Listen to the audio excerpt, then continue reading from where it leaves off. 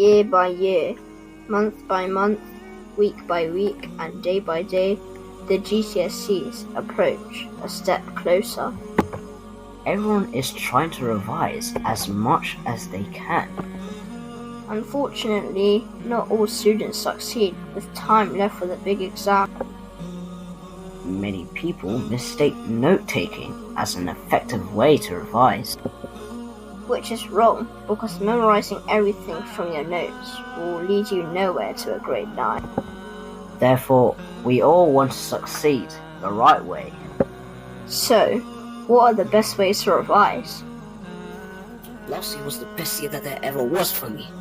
That was directly after my smartphone was replaced by a flipping brick phone, and somewhat I thought I was going to get somewhere around 50% on all of my tests straight after my smartphone was snatched off. Tears streamed down my face. I got one of the highest in my class, and then I just realized the secret weapon was practice papers. These are the keys to unlock the doors, which contain the ways that you can successfully answer exam-style questions. There are also several websites that can access them, including past papers, which are useful when you have covered all or most of the topics required for GCSE. But we all want to access the actual practice papers, modern to the tests we will face in the future. A website such as Save My Exams is a perfect example. However, accessing the mark scheme and downloading it would only be access to members, hence you need to pay. In contrast, there is a free alternative that has a similar purpose, even if the name is confusing, and it is still free. Physics and Maths Tutor is a website that has questions which are organized in topic and difficulty, so you can really challenge yourselves before any particular exam pops up. Organization is very vital for your revision, and the easiest way to do this is to create a Timetable. This way, you have an efficient format for your subjects, focusing on which ones are more important. Let's see an example.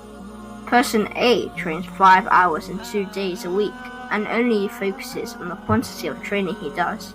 Person B trains for 1 hour every day, that's planned his training, and focuses on what he was weak on, and person B ends up winning. This goes the same for revision. You should revise a variety of subjects so you don't forget a single detail of your subjects. This can be shown in the forgetting curve. The forgetting curve shows that you may forget a lesson you have learnt at school over a period of about 2 days. This is why you should revise regularly.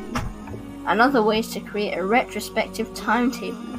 A retrospective timetable looks at the oldest lessons as they're the most forgettable. This makes sure that you are the top of the forgetting curve each time. Another way to make revision successful for several subjects are flashcards.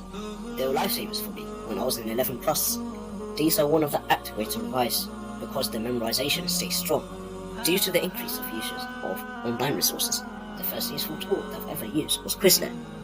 This was the first tool I've ever discovered for making virtual flashcards. It seems pretty interesting by the ways you make it and how you could utilize it.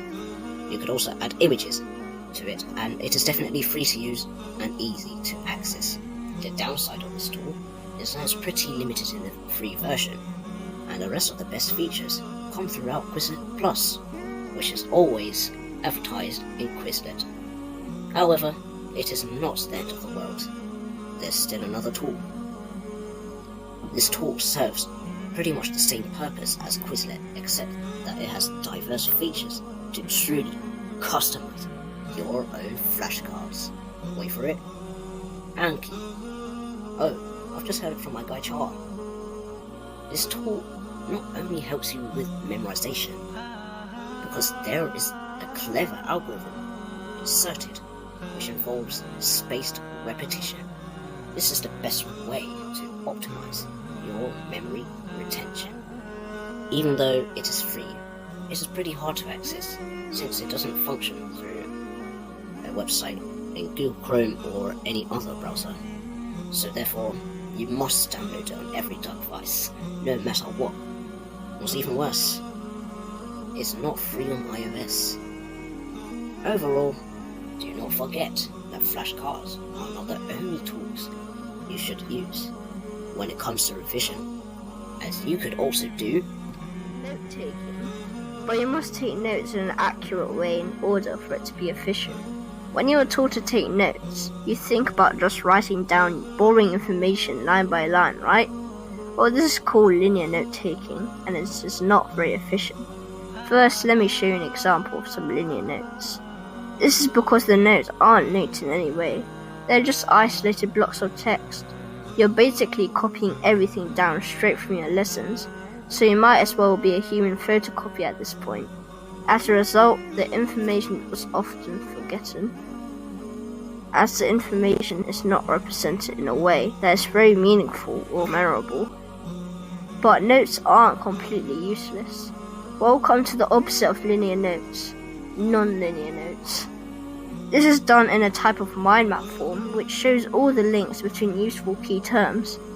You can make notes on paper, but I personally prefer to do it online.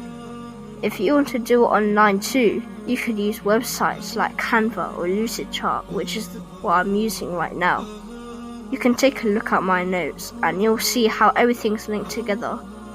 But try not to overwork day and night because you must take regular breaks. Working all the time is not that ideal. You may lose focus, therefore the length of your revision time would be useless. Revising a subject for 25 minutes and adding a 5-minute break in between would be fab, since that you know how you refresh your memory before pushing into the work again. If you want to take a larger break, it's better for you to go outside and to aerobically respire that fresh O2 in your lungs. If your parents demand you to sleep less and work more, they are wrong. In order to do a better performance in your exam, you must get enough sleep. Thank you for watching this video. I hope this brings some benefits. If you want to watch more videos, you can like this video and subscribe to this channel. Goodbye.